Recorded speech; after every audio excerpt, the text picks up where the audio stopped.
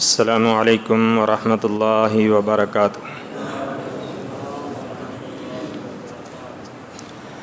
ان الحمد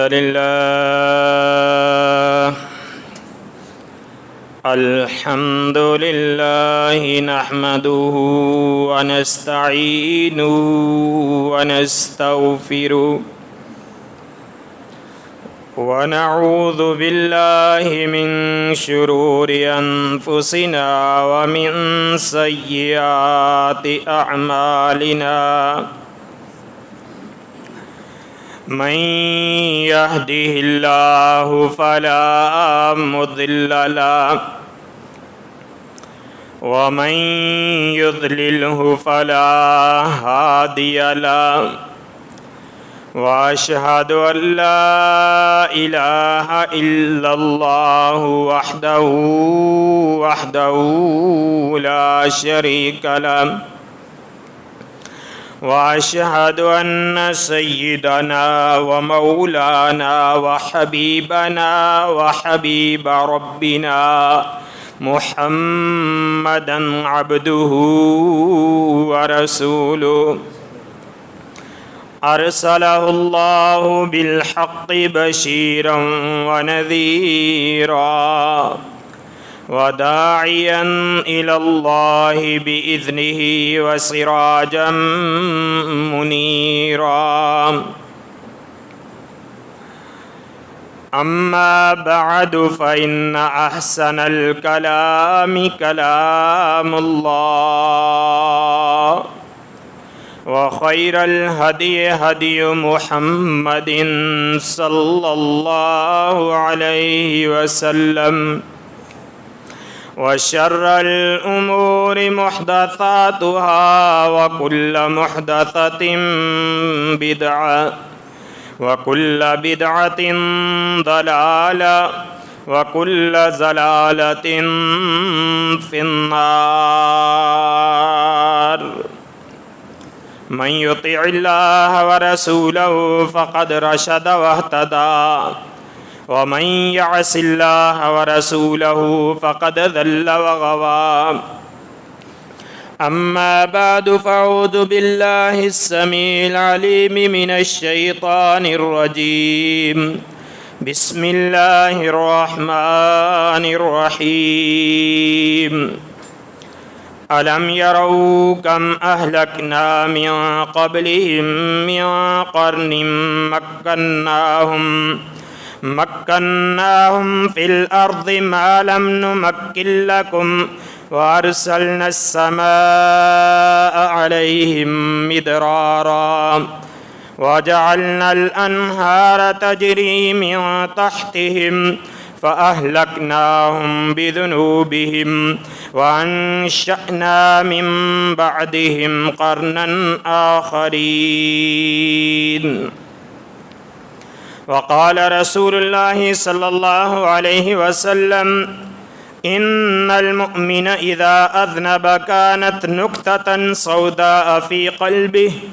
فإن تاب ونزع واستغفر سقل قلبه وإن زادت حتى يعلو قلبه فذلك الرين الذي ذكر الله في القرآن كلا بل ران على قلوبهم ما كانوا يكسبون اللهم صل على محمد وعلى آل محمد كما صليت على إبراهيم وعلى آل إبراهيم إنك حميد مجيد اللهم بارك على محمد وعلى آل محمد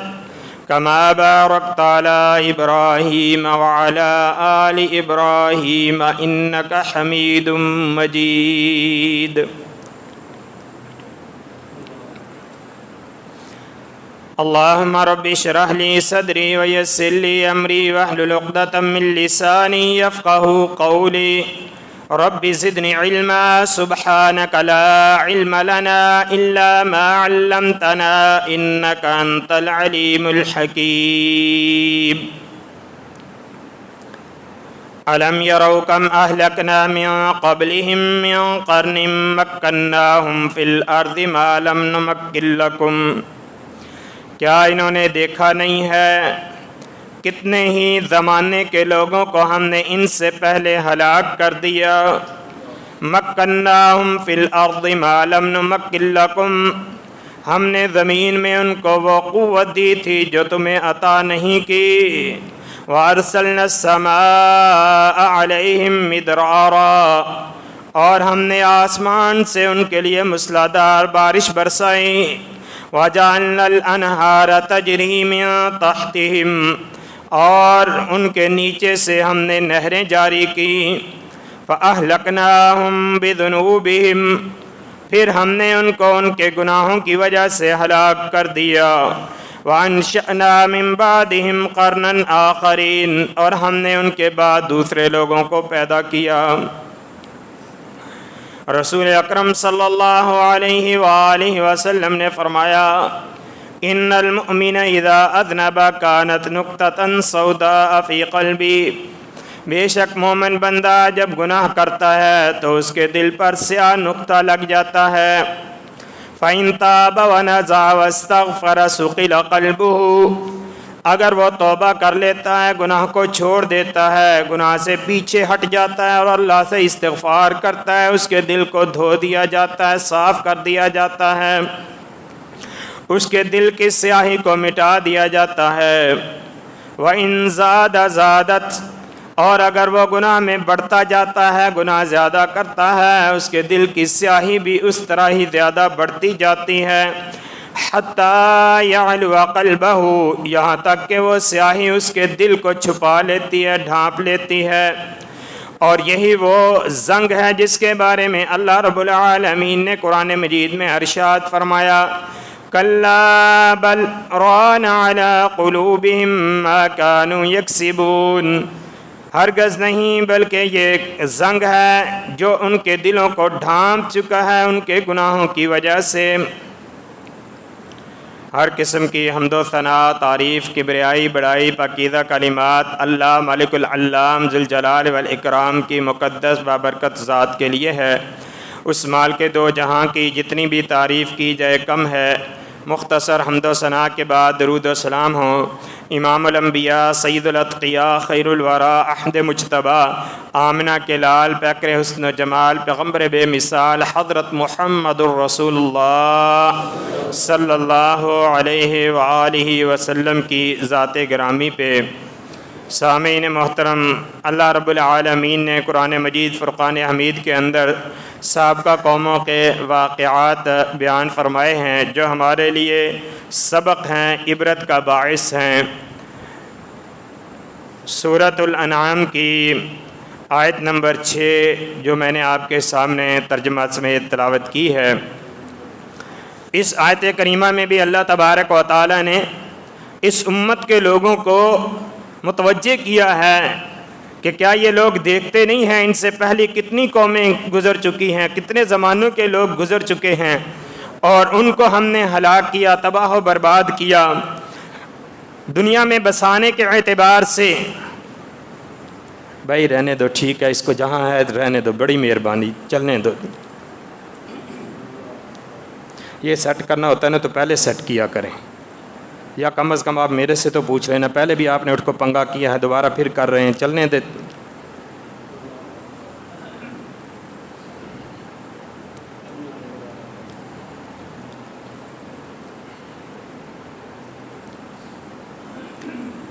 اللہ رب العالمین نے ان کو دنیا میں بسانے کے اعتبار سے طرح طرح کی نعمتیں دی تھیں اور وہ قوت دی تھی، فرمایا کہ جو قوت تمہیں نہیں دی۔ قوم عاد و سمود اللہ تبارک و تعالیٰ نے جسمانی اعتبار سے ان کو لمبے لمبے قد اور قوت اور طاقت دی تھی کہ انہوں نے پہاڑوں کو کرید کرید کر اس کے اندر اپنے گھر بنائے۔ اس وقت کوئی مشینری نہیں تھی ان کے پاس، اپنی جسمانی قوت سے انہوں نے پہاڑوں کو کاٹ کاٹ کر ان کے اندر اپنے گھر بسائے، اور وہ اللہ رب العالمین نے ان کی نشانیاں آج بھی باقی رکھی ہیں۔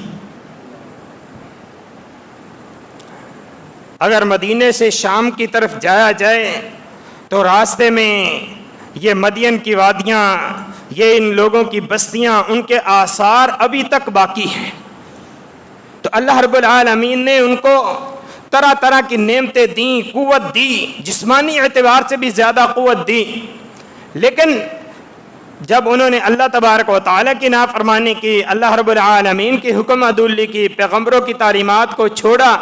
اپنی منمانیاں کرنا شروع کی، تو پھر نہ ان کی قوت ان کو بچا سکی، نہ ان کی ترقی ان کو بچا سکی، اور ان کو جو اللہ رب العالمین نے نعمتیں دی تھی وہ نعمتیں بھی ان سے چھین لی۔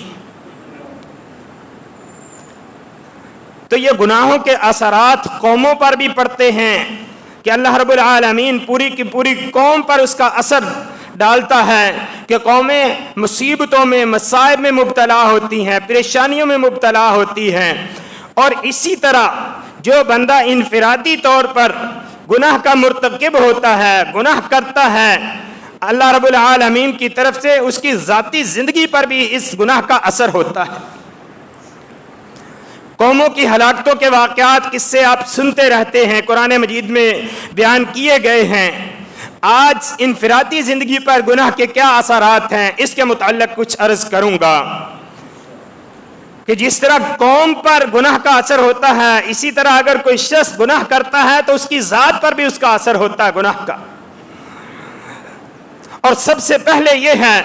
کہ اللہ تبارک و تعالیٰ اس کے دل سے ایمان کو، نور کو کھینچ لیتا ہے، اس کے دل کو سیاہ کر دیتا ہے،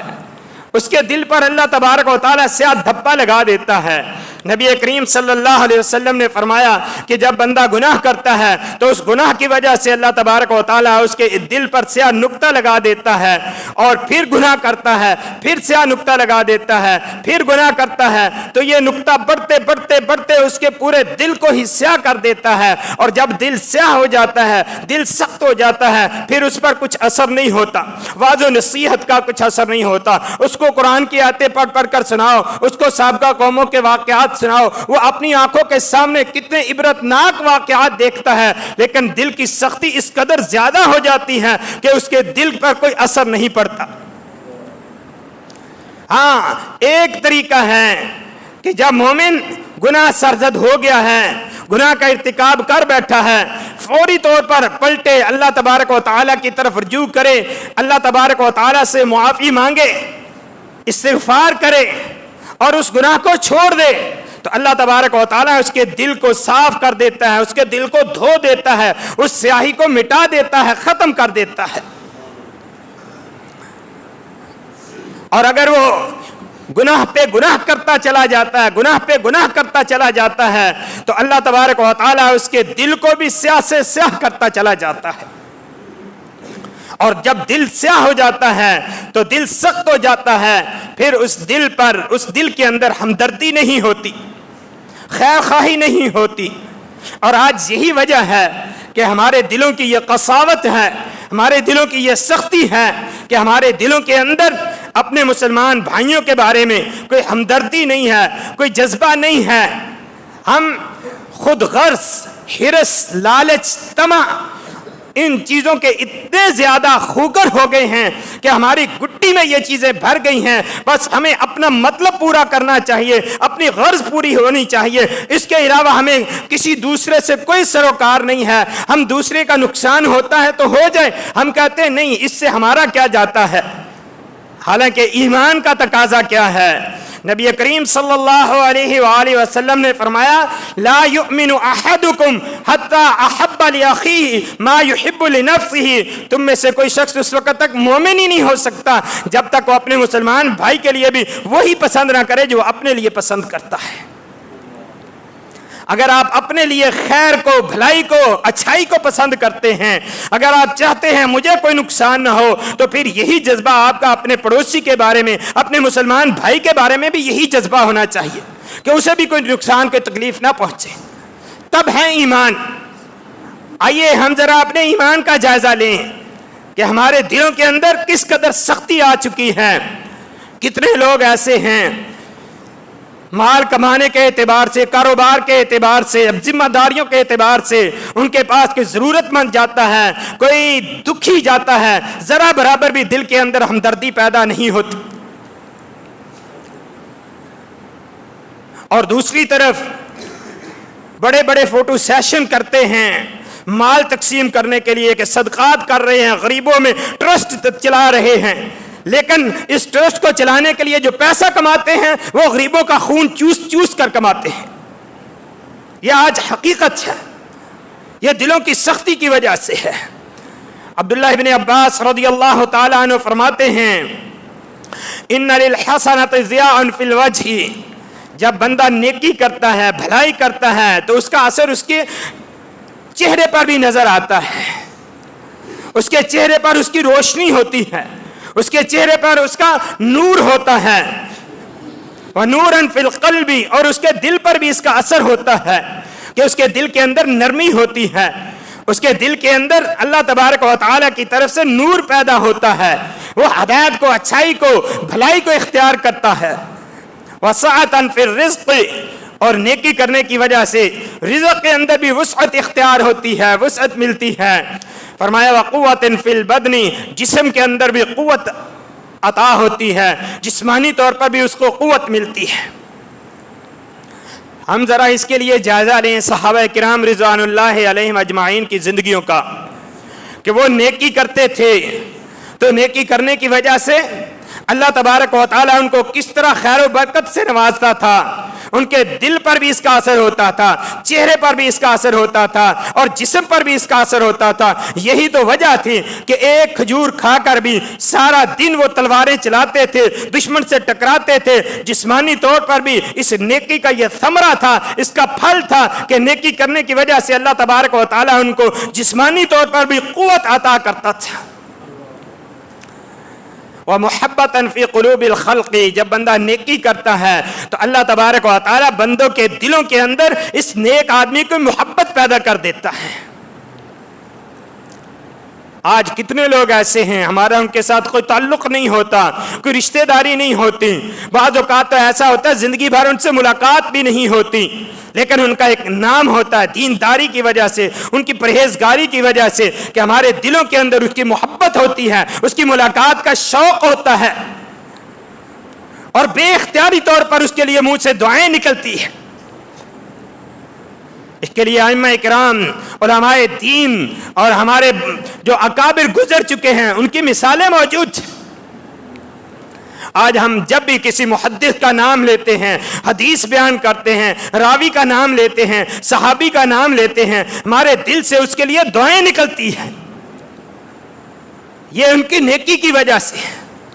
تو جس طرح نیکی کا چہرے پر بھی اثر ہوتا ہے, دل پر بھی اثر ہوتا ہے, انسان کے اعمال پر بھی اثر ہوتا ہے, اس کے رزق پر بھی اثر ہوتا ہے, اسی طرح گناہ کا بھی اثر ہوتا ہے. فرمایا وَإِنَّ لِلسَّيِّئَةِ السَّوْدَاءَ فِي الْوَجْهِ, برائی کا اثر چہرے پر بھی نظر آتا ہے, کہ جو بندہ گناہ کرتا ہے, گناہ پہ گناہ کرتے جاتا ہے, تو گناہوں کی وجہ سے اس کے گناہوں کے اثرات اس کے چہرے سے نمایاں ہوتے ہیں.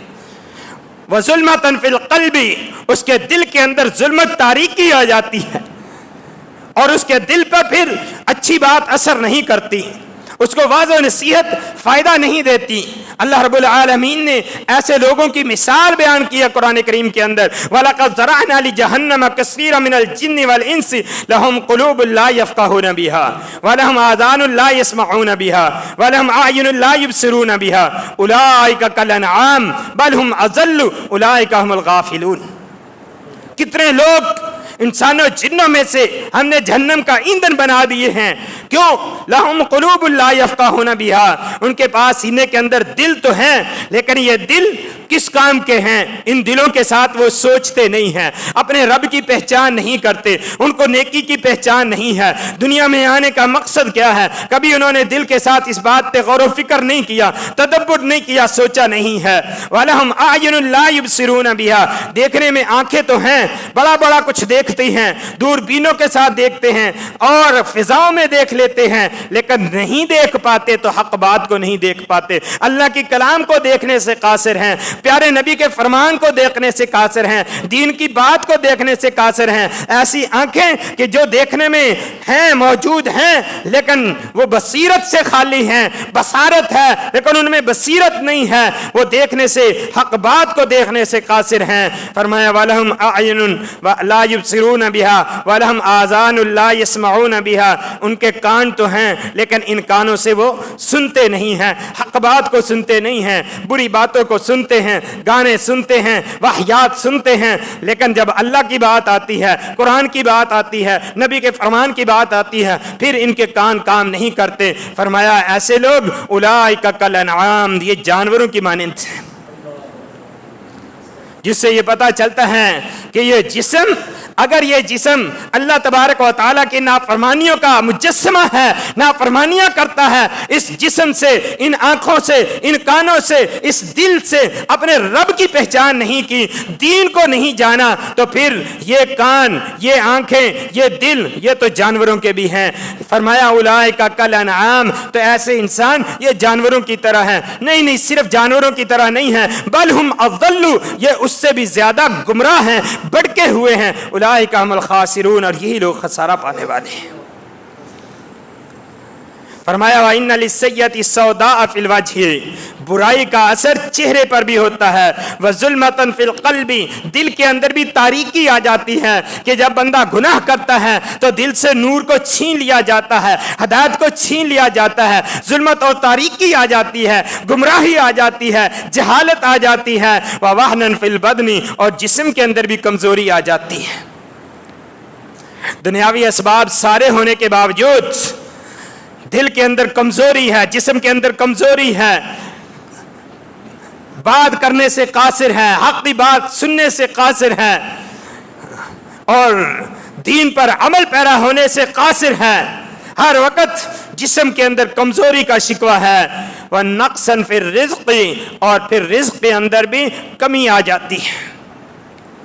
بظاہر بڑی فیکٹریاں چلتی ہیں، بڑے کاروبار چلتے ہیں، لیکن جب گناہ کرتا ہے تو گناہوں کی وجہ سے اس رزق کے اندر برکت نہیں ہوتی، برکت چھین لی جاتی ہے۔ آج آپ دیکھیے کتنے ہی ایسے ارب پتی ہیں، کروڑوں پتی ہیں، لیکن دل کے اندر سکون نہیں ہے، اطمینان نہیں ہے، پیسے کے بارے میں ہی ہر وقت سوچتے رہتے ہیں اور کتنے پریشان رہتے ہیں۔ ایسے رزق کا کیا فائدہ کہ جس رزق سے انسان کو اطمینان ہی حاصل نہیں ہوتا، جس کو جسمانی طور پر راحت ہی حاصل نہیں ہوتی، جس کو دلی طور پر سکون ہی نہیں ملتا، ایسے رزق کا کیا فائدہ ہے؟ اور آخر کار ایسے رزق کا نتیجہ کیا نکلتا ہے؟ پریشانیوں کی صورت میں کبھی ہارٹ اٹیک ہو رہا ہے، سکون آور دوائیاں کھا کے سو رہا ہے۔ فرمایا وَنَقْصًا فِي الرِّزْقِ، اور کرتے کرتے جب یہ ہوس، یہ ہرس، یہ لالچ اتنا بڑھتا ہے تو پھر سودی کاروبار کی اس کے سامنے کوئی حیثیت نہیں رہتی۔ وہ سود لینے دینے میں، آج دیکھیں معاشرے کے اندر کتنے لوگ ایسے ہیں، فیکٹریاں چلتی ہیں لیکن اس کے باوجود ایک ہے تو سودی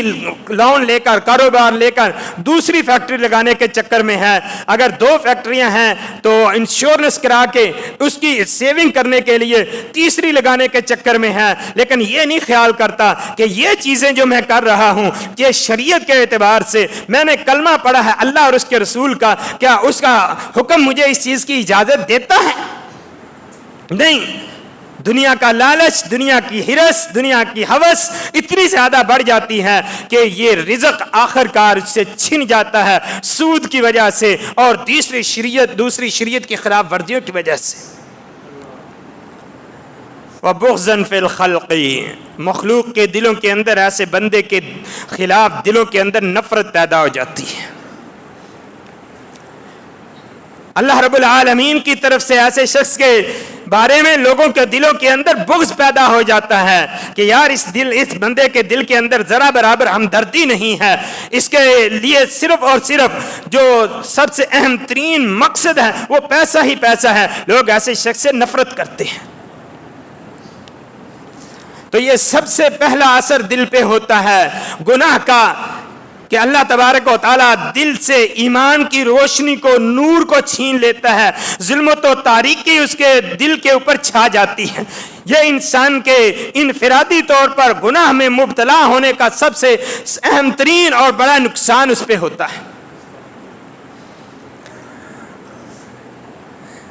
اور جب بندہ گناہ کرتا ہے تو گناہ کی وجہ سے اللہ تبارک و تعالیٰ کی نظروں میں بھی وہ بندہ گر جاتا ہے۔ اللہ رب العالمین کے ہاں ایسے بندے کی کوئی ویلیو نہیں رہتی، کوئی اہمیت نہیں رہتی۔ اسی لیے نبی کریم صلی اللہ علیہ وآلہ وسلم نے فرمایا ایاک والمعصیہ فإن المعصیۃ حل سخط اللہ،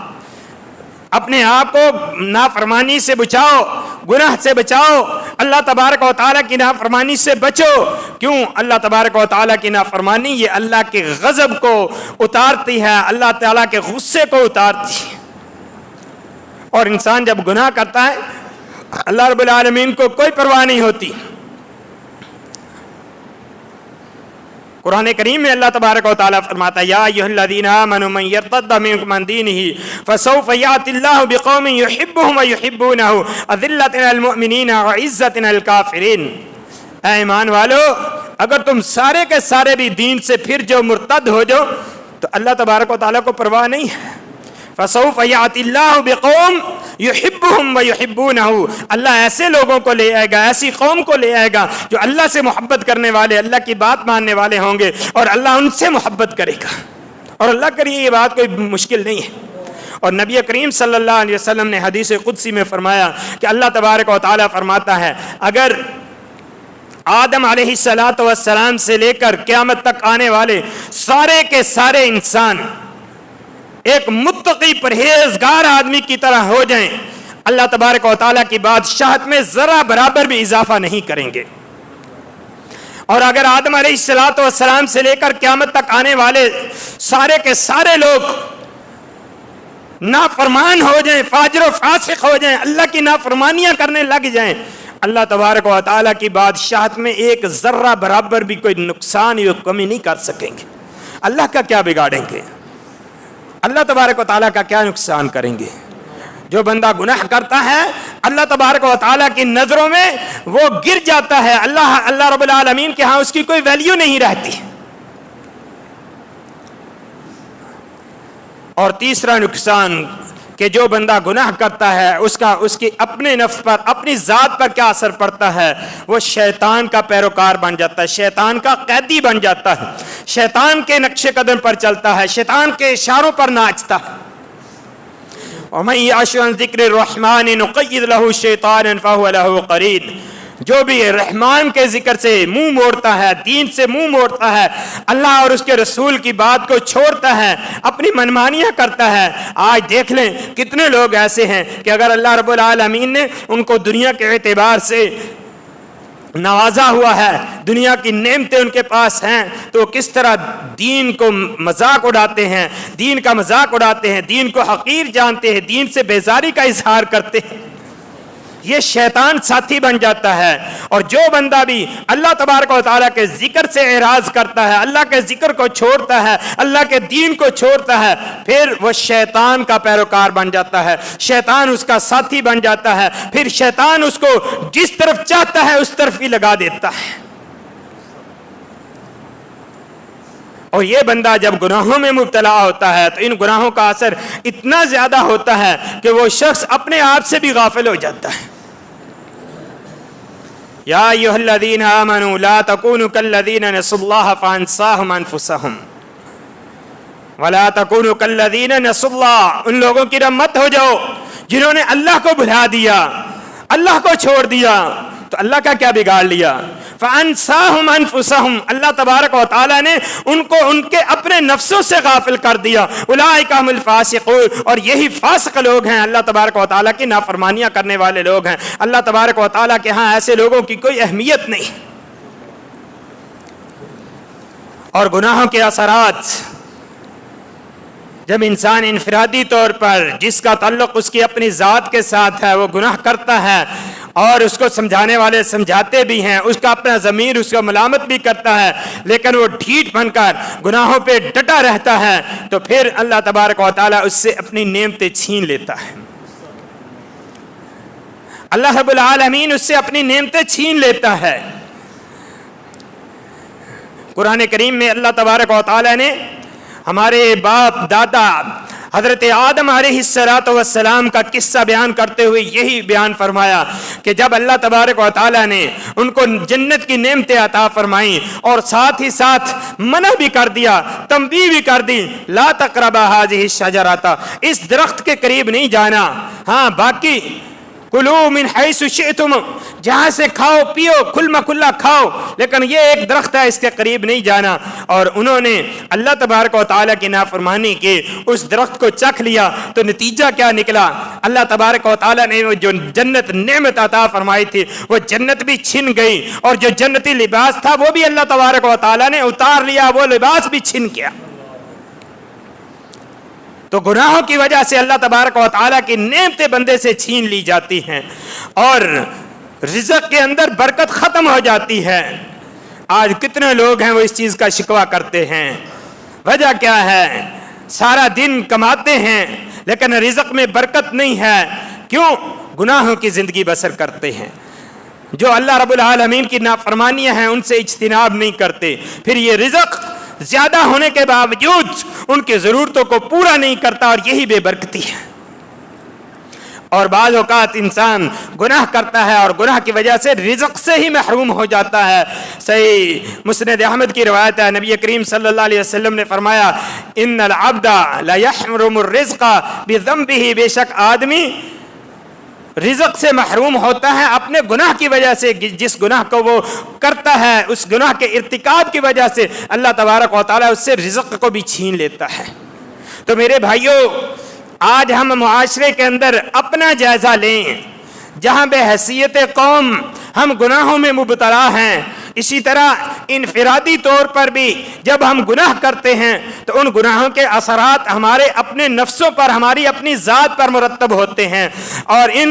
گناہوں سے اور گناہوں کے اثرات سے بچنے کا ایک ذریعہ ہے کہ ہم گناہوں سے تائب ہو کر اللہ تبارک و تعالیٰ کی طرف رجوع کر کے ان گناہوں کو چھوڑ کر دین کو اختیار کر لیں۔ دین میں اللہ تبارک و تعالیٰ نے ہماری دنیا کی بھی بھلائی رکھی ہے، آخرت کی بھی بھلائی رکھی ہے۔ آج افسوس سے یہ بات کہنا پڑتی ہے کہ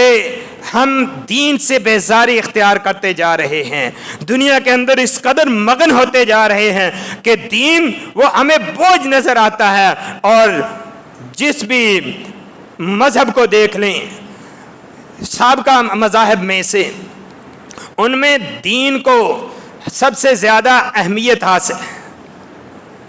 یہودی ہیں ان کے ہاں دیکھ لیں، دیگر مذاہب ہیں ان کے ہاں وہ دین کو مقدم رکھتے ہیں، اور ان کے ہاں جو دینی رہنما رہبر ہوتا ہے اس کی زیادہ اہمیت ہوتی ہے۔ اور ہمارے ہاں جن کو اللہ تبارک و تعالیٰ نے کوئی حکومتی عہدہ دے دیا ہے وہ سب سے زیادہ دشمنی کرتا ہے تو دین سے کرتا ہے، دینداروں سے کرتا ہے۔ یہ دنیا کی حکومت سمجھ کر، دنیا کا کوئی عہدہ مل جانے کی وجہ سے۔ اور یاد رکھے صحیح مسلم کی روایت ہے، نبی کریم صلی اللہ علیہ وآلہ وسلم نے فرمایا ہاں یہ دنیا کے اختیارات، دنیا کے یہ عہدے، یہ دولتیں، یہ مل کر مزہ تو بڑا آتا ہے، لیکن کل قیامت والے دن نبی کریم صلی اللہ علیہ وسلم نے فرمایا کہ میری امت کے کسی فرد کو اگر میری امت کی کوئی ذمہ داری سونپی گئی اور اس نے اس کو کما حقہ ادا نہ کیا، اس میں خیانت کی، وہ جنت کی خوشبو بھی نہیں پائے گا۔ اللہ رب العالمین سے دعا کہ اللہ تبارک و تعالی ہمیں اپنا محاسبہ کرنے کی توفیق عطا فرمائے۔ اللہ پاک ہمیں گناہوں سے بچ کر دین کے مطابق زندگی بسر کرنے کی توفیق عطا فرمائے۔ پیارے نبی صلی اللہ علیہ وآلہ وسلم کی تعلیمات کو اختیار کرتے ہوئے اپنانے کی توفیق عطا فرمائے۔ وما علینا الا البلاغ المبین۔